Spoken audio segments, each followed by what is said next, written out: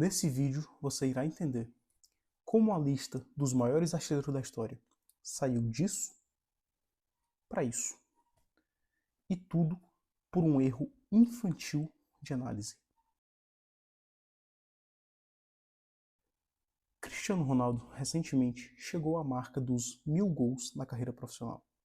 Alguns agora já vão querer arrancar a calcinha pela cabeça e vão dizer: não, mas ele tem 965 gols oficiais. Calma, jovem, calma. Cristiano Ronaldo já marcou 1019 gols, se você incluir os 54 gols não oficiais da carreira dele. Gols em amistosos, em jogos de pré-temporada, enfim. Isso o coloca entre os maiores artilheiros da história, mas não o maior. E por que eu afirmo isso? Porque se você quer falar sobre maiores da história, é imprescindível que você conheça a história.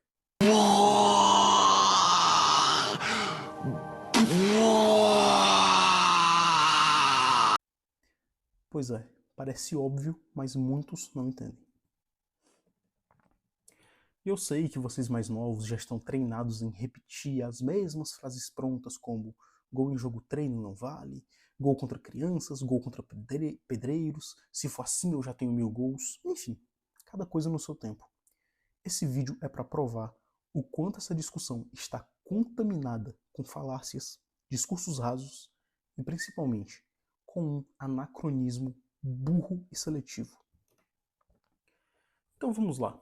Primeiro, iremos analisar o contexto atual e ver se faz ou não sentido essa exclusão dos gols não oficiais de Cristiano Ronaldo, Messi e todos os outros jogadores modernos. Então, vamos analisar aqui primeiro a lista de gols não oficiais de Cristiano Ronaldo. Então, tá aí a lista. A gente vê que tem times fracos, mas que também tem times médios e times fortíssimos da Europa. Então vamos lá. Pelo Sporting ele fez gol contra o Betis. Pelo Manchester United ele fez gol contra o Celtic, contra o Sevilla, contra o Al Hilal. Pelo Real Madrid ele fez gols contra a LDU, contra a Juventus, contra o América do México, Chivas Guadalajara, Hertha Berlim, Milan, Bournemouth, Everton, Chelsea, Inter de Milão, Fiorentina, Manchester City. Pela Juventus fez gol contra o Tottenham, contra a Inter de Milão. Pelo Al Nassr, gol contra o Toulouse, contra o Almeria, contra o PSG.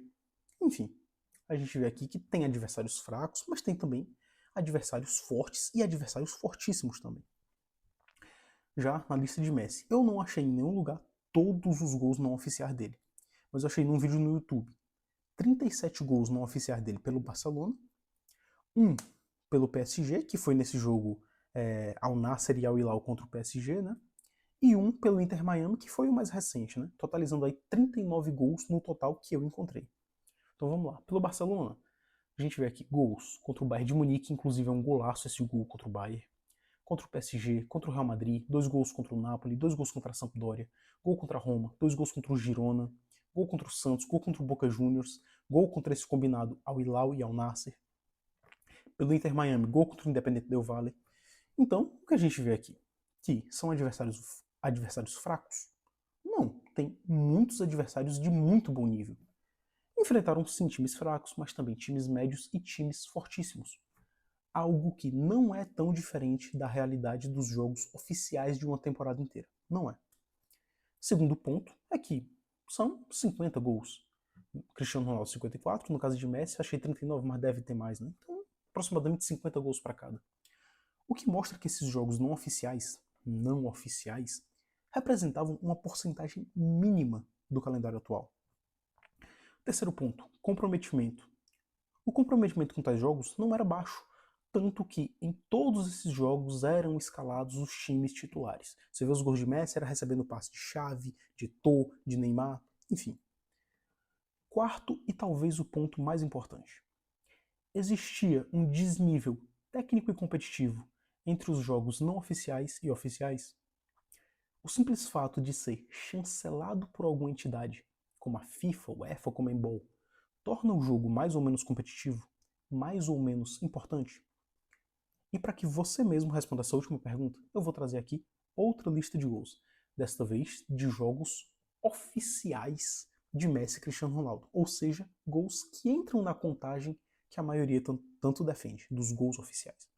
Então vejamos aqui esse super nível de enfrentamento e de competitividade. Vamos lá. A lista de Messi.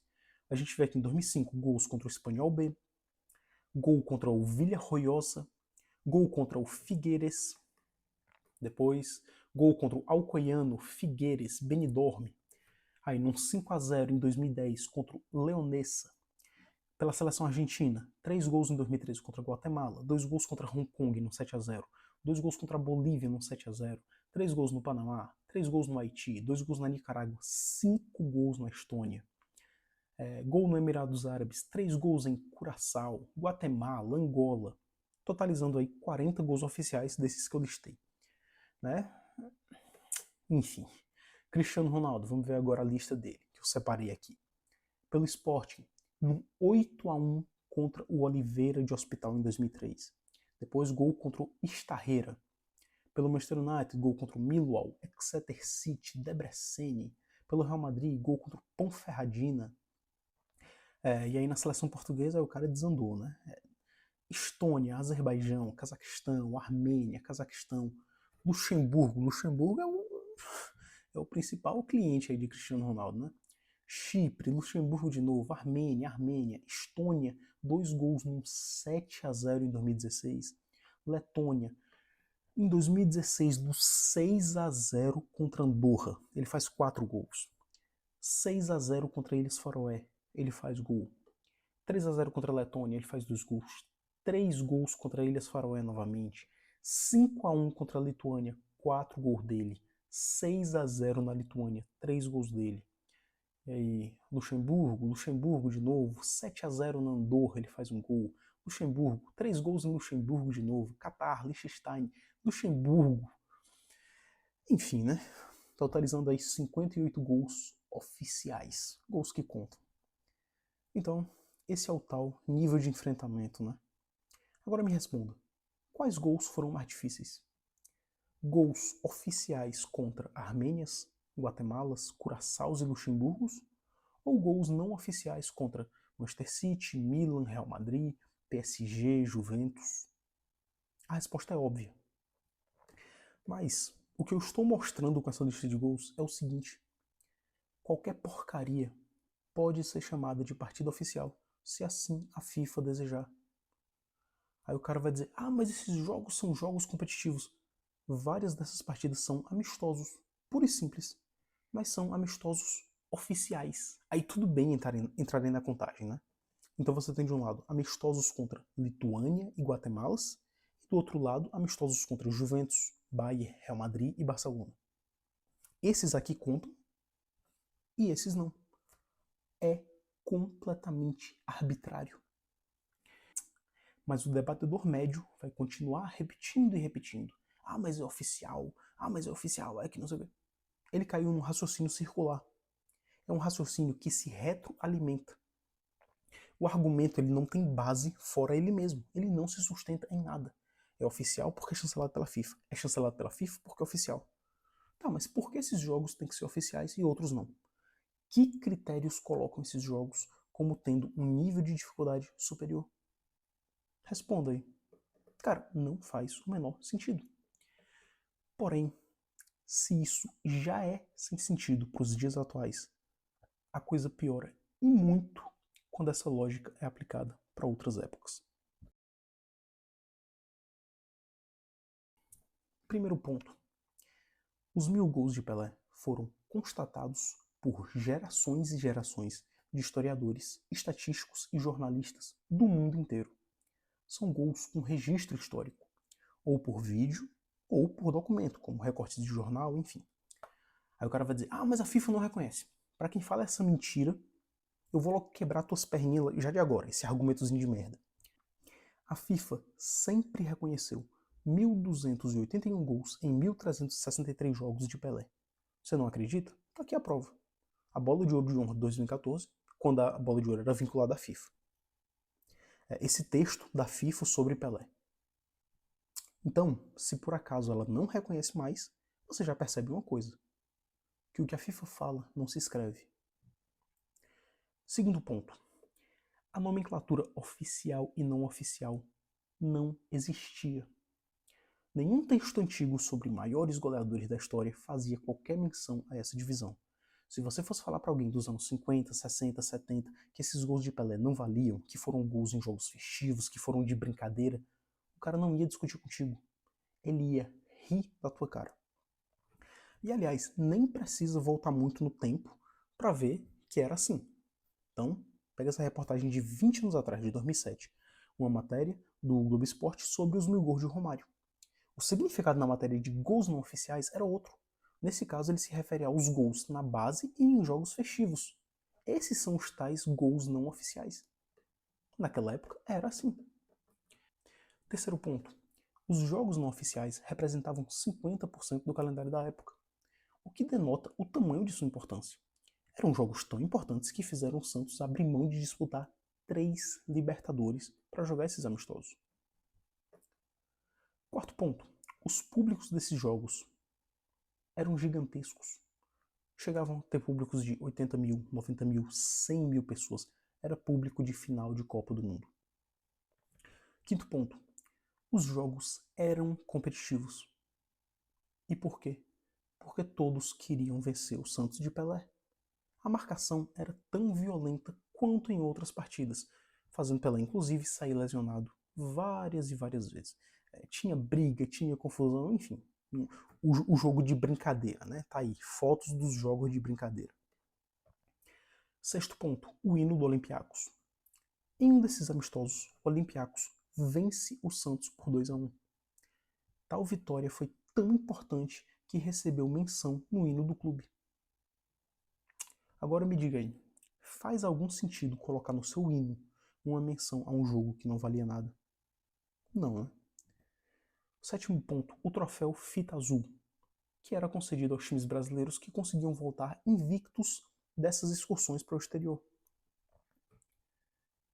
Oitavo ponto, muitos desses amistosos eram, na verdade, torneios organizados no mundo inteiro e disputados pelos maiores times do mundo à época. Torneios que, à época, para aquele período, eram mais tradicionais que uma Libertadores, que aí foi recém-criado naquele período, ou uma Copa Intercontinental, que também foi criada naquele período. Aí o cara vai dizer, mas eram times convidados, eram... Mentira. Eram times campeões ou times bem colocados em suas ligas. Ou seja, com o mesmo critério que se utiliza hoje numa Libertadores ou numa Liga dos Campeões. Mas se você quer falar de times convidados, eu lhe digo mais um se quiser. O convite ao Inter Miami de Messi para jogar a Copa do Mundo de Clubes de 2025. Mas esse vale. Esse foi justo, né? Esse foi por mérito. Tá, beleza. Aí tem uns que vão dizer, mas esses campeonatos nem existem mais. Se você fala esse tipo de coisa, você é burro. Ninguém te garante que campeonatos que hoje são importantes vão existir daqui a 50 anos. É justo que o analista do futuro olhe para isso e venha dizer, então não valia nada? Não, é tão errado quanto. E exemplos disso não faltam na história. Campeonatos que deixaram de existir ou que não têm mais a mesma importância que já tiveram. Então, por exemplo, aqui no Brasil, você tinha o campeonato do Rio-São Paulo, que era um campeonato foda. Não existe mais. Você tem os estaduais, que já foram mais importantes que a Libertadores. Hoje, ninguém liga. Você vai para a Europa, você tinha a Copa Latina, a Copa Mitropa, que foram ali protótipos do que é hoje a Liga dos Campeões. Aí o cara vai dizer, mas a FIFA não reconhece esse cara que sempre fica insistindo nesse argumento de autoridade da FIFA. Foda-se. Foda-se se a FIFA não reconhece. O reconhecimento da FIFA não é mais importante do que um fato. O reconhecimento da FIFA não tem o poder de reescrever a história. Você não pode ficar esperando uma declaração da FIFA para dizer o que algo foi ou não foi. Isso é pura construção de narrativa baseada em argumento de autoridade. Isso não prova nada. Mas porque você disse que o torneio era foda? Você não precisa acreditar em mim. Vamos aqui só a uns exemplos. Então, tirei esses prints aqui do site da RSSSF. Você tinha, por exemplo, o torneio de Valência de 57, em que o Santos joga contra o Valência no 4-4 e vence a Internacional na final por 7-1. Pelé faz 4 gols nesse jogo. O troféu Teresa Herrera de 59, a final entre Santos e Botafogo. De um lado Pelé, do outro Garrincha. Campeonatos fracos, né? Torneio Pentagonal da Cidade do México de 59. Você tinha o Santos de Pelé, o Praga de Mazopuste, o León do México, o América do México, o Chivas Guadalajara, o troféu Ramon de Carranza. O troféu Ramon de Carranza era um torneio foda. Foda. Então, vamos lá. Troféu Ramon de Carranza de 59. Aqui, só para citar alguns exemplos. Tinha, no mesmo torneio, o Barcelona, de Coxis, Luis Soares, Zibor, Cuba, Levariste Macedo, o Milan, de Cesare Maldini, Lidholm, Altafini, o Real Madrid, de Gento, Puskás, de Stefano, Copá, Didi, o Standard Liège, que era o campeão da Bélgica no período. Você tem o troféu Ramon Carranza de 74, em que disputaram o Palmeiras, de Leão, Luiz Pereira, Ademir da Guia, o Santos de Pelé, o Barcelona, de Cruyff, de Neskens e o Espanhol. É um campeonato fraquíssimo, né? E nas outras edições você tinha Peñarol, River Plate, Boca Juniors, Estudiantes, Corinthians, Flamengo, Benfica de Eusébio, enfim. Outro exemplo aqui de torneios que eram fodas, que hoje em dia não tem mais a mesma importância. Torneio de Paris. E aqui eu vou citar o primeiro, que foi o de 57. Você tinha nesse torneio o Vasco, que era o campeão carioca do período, o Real Madrid, como eu já falei, de Di Stefano, Copá, que era o bicampeão da Champions do período. Você tinha o Hot Wheels, não sei como é que soletra o nome desse time, né? Mas era o campeão alemão da época. E o Racing Paris, que era o time anfitrião. A final desse torneio foi um 4-3 para o Vasco contra o Real Madrid. Esse torneio de Paris de 57 influenciou a criação da Copa Intercontinental, que é o que a gente chama de Mundial hoje em dia. O torneio de Paris de 1960, Santos de Pelé, Stade Reims, que era o time de Fontaine, CSKA, que era o campeão da Bulgária, Racing Paris. Torneio de Paris de 61. Olha esse torneio e olha como foi a final. Santos de Pelé, Benfica de Eusébio, Racing Paris e Anderlecht, que era o campeão da Bélgica. Na semifinal, o Santos vence o Racing por 5-4. Pelé faz um gol nesse jogo. Na final, é um Santos de Pelé contra Benfica de Eusébio.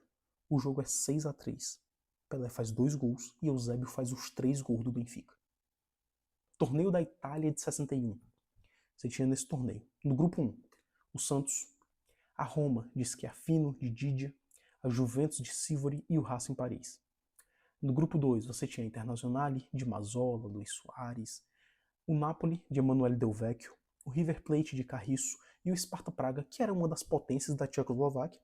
Você teve o Torneio de Santiago, que era um torneio fortíssimo, a Recopa Intercontinental, que era um torneio de todos os campeões mundiais no período. Então você teve o Torneio de 68, o Santos, o Peñarol, o Racing, a Internazionale.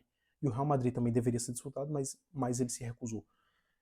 Enfim, cara, de novo, campeonatos fodas pra caralho, que só na cabeça de um imbecil não tem valor. Campeonatos entre muitos dos maiores times da história.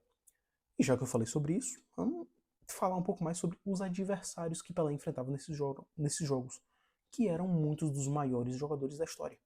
Então, veja a escalação do Milan.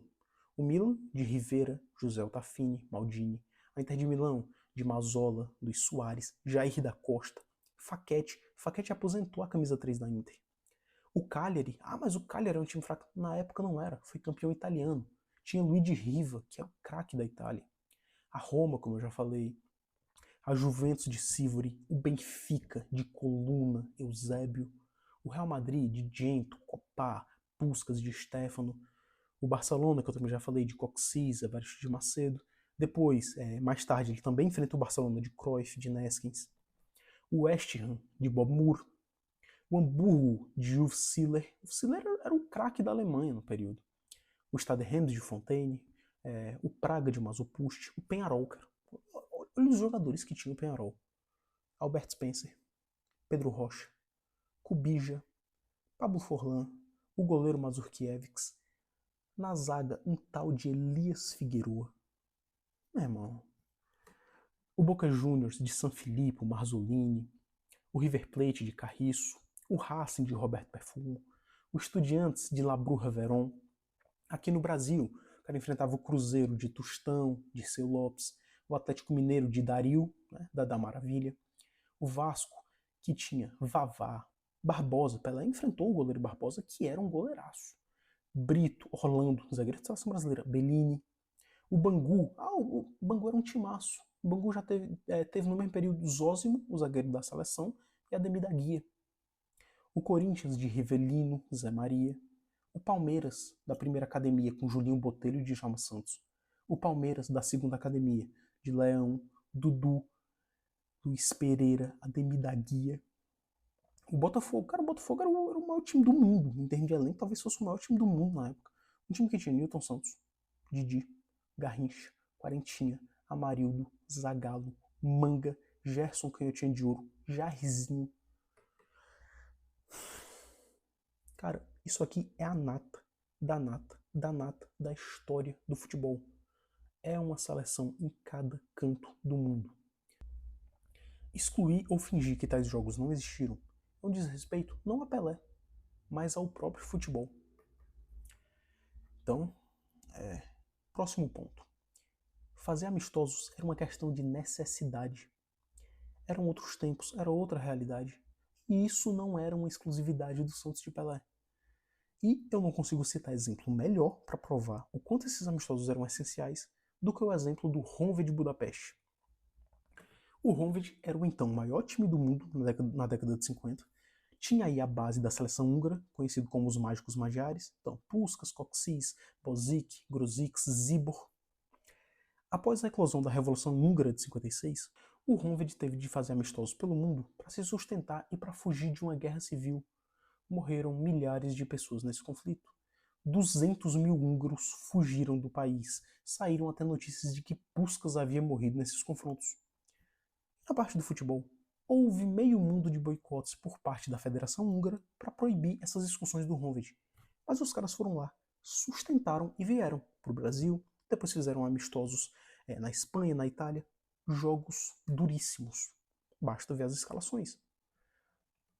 Então, Honved contra o Real Madrid, Honved contra o Barcelona, contra o Milan, contra a Roma, Atlético de Bilbao, contra o Flamengo, contra o Botafogo.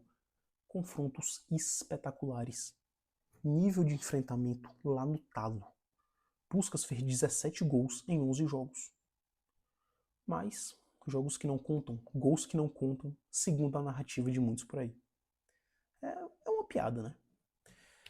Enfim, contextualizados os amistosos e constatada a sua importância, a gente vê o quanto essa separação em oficiais e não oficiais é mentirosa. É só um meio canalha de querer apagar e reescrever a história.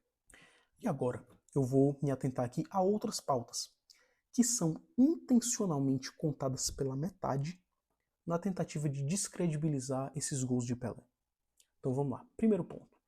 Ah, mas gols nos bombeiros, gols nos pedreiros, isso e aquilo. Isso é falado porque tinham algumas ligas que ainda não eram profissionalizadas. Mas isso era a exceção da exceção. E se for assim, mesmo hoje em dia, ainda existem ligas semiprofissionais. E aí, eu vou julgar o todo pela exceção? Não, não é correto. Agora, isso por si só não torna os jogadores amadores ou bagres. Eu vou provar aqui, mostrar aqui. O grande exemplo é o futebol sueco, que na época era amador, mas foi campeão olímpico de 48 e vice da Copa de 58. Eliminaram a Alemanha na semifinal. E tinham vários dos seus craques atuando em grandes clubes do futebol europeu. Caras que atuavam no Milan, na Internazionale, na Atalanta, na Roma, na Juventus, no Real Madrid.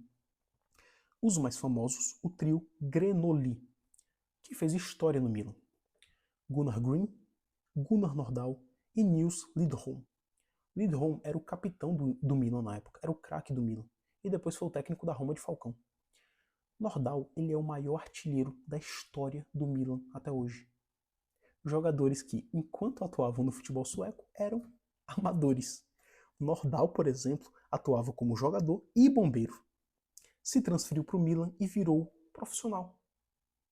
Agora me diga, esses caras viraram exímios jogadores do dia para a noite? Óbvio que não. Eles já eram grandes jogadores. Mas no papel, eles viraram profissionais do dia para a noite. O que mostra que essa nomenclatura era muito mais uma questão burocrática do que prática. Mas, porém, se você insiste em chamar tais jogadores de bombeiros e pedreiros e dizer que isso é ridículo, saiba, de novo, que a mesma lógica se aplica ao futebol moderno. E o grande exemplo disso é a Islândia de 2016 a 2018. Já que o futebol islandês na época, eu acho que até hoje, era um futebol amador. Então, pedreiros chegaram na semifinal da Eurocopa, sendo a sensação daquele torneio. e jogaram a Copa, inclusive empatando com a Argentina. E aí a cereja do bolo foi o goleiro que era diretor de cinema pegando o pênalti de Messi. E aí? Também é motivo de piada? O cineasta pegando o pênalti de Messi? Ou só vale quando é para Pelé? Mas quando é Cristiano Ronaldo surrando seleções semiprofissionais de Gibraltar e Ilhas Faroé, aí já muda. Aí o critério já não se aplica. Enfim.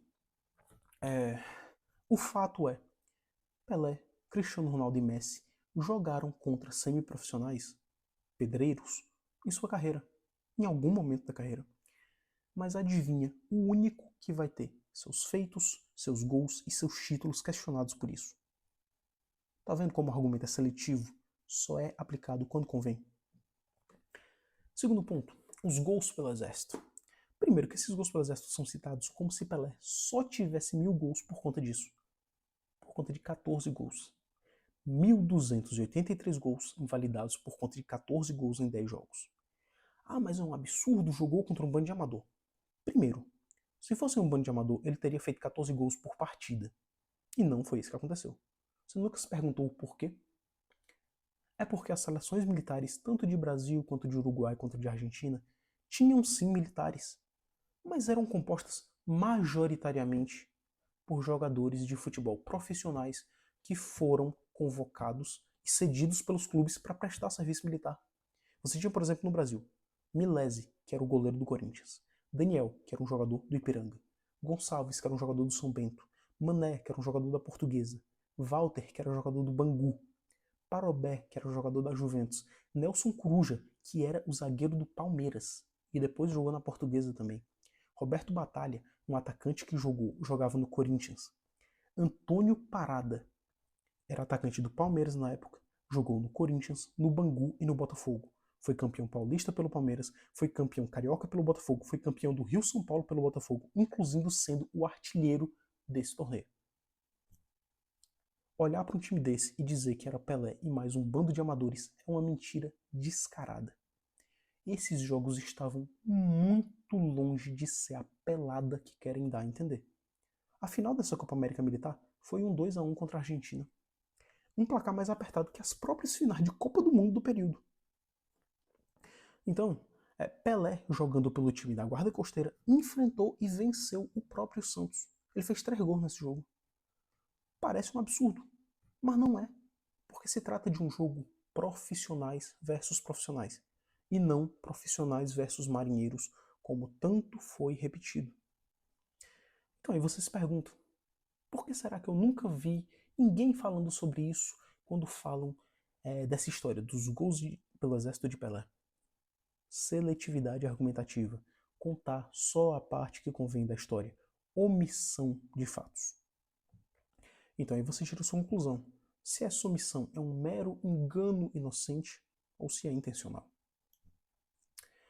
Tem também a questão, mas os jogos de combinado A e B versus seleção paulista, time versus seleção, se tá isso é puro desconhecimento de causa. Primeiro que eram jogos de times fortes versus seleções fortes, logo um jogo difícil. Segundo ponto é que o fato de haver seleções de um estado se deve ao extinto Campeonato Brasileiro de Seleções Estaduais. Então, veja as fraquíssimas escalações desses times, das seleções paulistas e carioca, por exemplo. Você tinha a seleção paulista que tinha Gilmar, Zito, Julinho Botelho, Pelé, Pepe, Coutinho, enfim, times fraquíssimos, né? Portanto, eu mostrei aqui o quanto essas frases de efeito são rasas, infantis e que não condizem com a realidade. Os bombeiros eram grandes jogadores de grandes times. Os jogos militares tinham grandes jogadores profissionais de grandes times. E os jogos de combinado A mais B versus seleção C, eu não preciso nem dizer que o resultado dessa equação era um confronto equilibrado. Então, Enzo de merda, analfabeto funcional sem pensamento próprio, toda vez que você for repetir essas frases burras, pelo menos agora você tem o conhecimento. Agora você tem a certeza que está falando merda. Mas existem ainda os mais teimosos que ainda vão insistir nessa tese. Então eu vou aqui ao argumento final. Eu vou falar na única forma que essa geração entende. Eu vou falar na sua língua. Os números. Então, vamos lá. Eu já contextualizei que todos os jogos tinham um nível alto. Mas o que será que os números irão nos dizer? O que você vê é que a média nos jogos oficiais dele foi de 0,93 gol por jogo em 800 partidas. E nos jogos não oficiais, em 500 partidas, a média foi de 0,95. A média de gols é rigorosamente a mesma, independente do cenário. Apesar das alegações ridículas e sem sentido de que os amistosos eram mais fáceis, a dificuldade era a mesma. Mas os mais inteligentes já chegariam a essa conclusão mediante tudo o que já foi dito nesse vídeo. Mas, para os que só acreditam nos números, tá aí. Então, conclusão. Pelé tem 1.283 gols.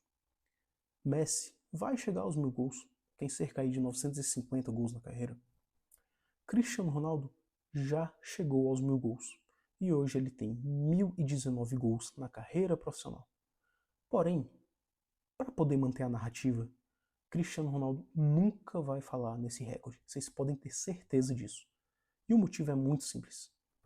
Para ele ser vendido como o maior goleador da história, é preciso apagar a história.